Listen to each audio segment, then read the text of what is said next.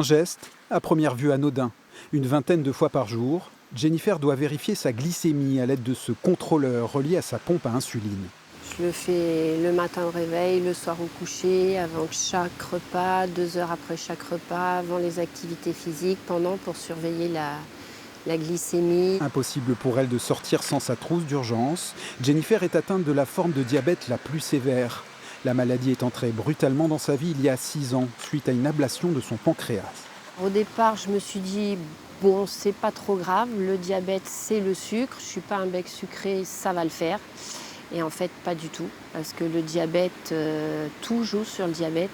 Les émotions, les températures, l'alimentation, enfin tout.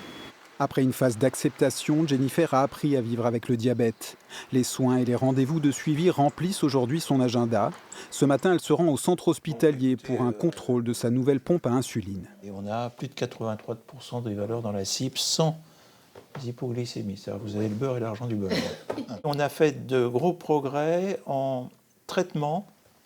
C'est-à-dire que maintenant, on a des pompes à insuline automatisées où le capteur qui permet la mesure de glucose communique avec la pompe et des systèmes d'algorithmique, d'intelligence artificielle plus ou moins perfectionnés qui permet un ajustement permanent des doses. Des progrès sur le bien-être qui réduisent les contraintes et un peu de fatigue sur le quotidien de Jennifer. Être diabétique, c'est une charge mentale permanente, une fatigue, je dirais une fatigue chronique, parce que le fait d'avoir tout le temps cette charge mentale, c'est épuisant et l'équipe est très très réconfortante. Oui. Le diabète de type 2, forme la moins sévère, reste le plus répandu.